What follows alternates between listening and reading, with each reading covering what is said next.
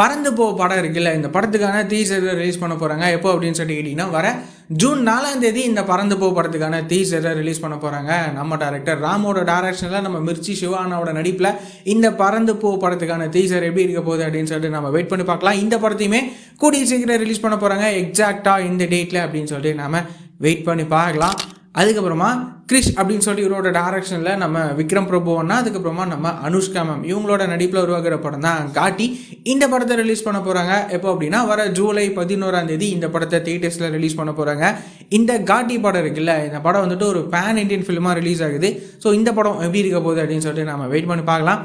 அதுக்கப்புறமா வட சென்னை 2 படத்துலேருந்து ஒரு அப்டேட் கிடச்சிருக்கு. என்ன அப்படின்னா, இந்த படத்துக்கான ஷூட்டிங்லாம் வந்துட்டு அடுத்த வருஷத்துலேருந்து ஸ்டார்ட் பண்ண போகிறாங்க அப்படின்னு சொல்லிட்டு இந்த மாதிரி ஒரு அப்டேட் வந்து கிடச்சிருக்கு. இந்த விஷயத்த நம்ம தனுஷ் அண்ணாவே வந்துட்டு குபேரா படத்துக்கான ஆடியோ லான்ச்சில் வந்து சொல்லியிருக்காரு.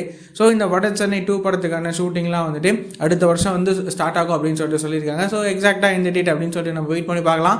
இந்த படத்துக்கான மற்ற அப்டேட்டுமே கூடிய சீக்கிரமே வரும் அப்படின்னு சொல்லிட்டு நம்ம எதிர்பார்க்கலாம். இந்த மாதிரி என்ன ரெகுலரான சினிமா அப்டேட்ஸ்லாம் நீங்கள் ரெகுலராக தெரிஞ்சுக்கணும் அப்படின்னா நம்மளோட இந்த சேனலை மறக்காமல் சப்ஸ்கிரைப் பண்ணி ஃபாலோ பண்ணி வச்சுக்கோங்க. வேறு ஏதாவது ஒரு நெகட்டிவ் இருக்குது அப்படின்னா மறக்காமல் கமெண்ட்டில் சொல்லுங்கள்.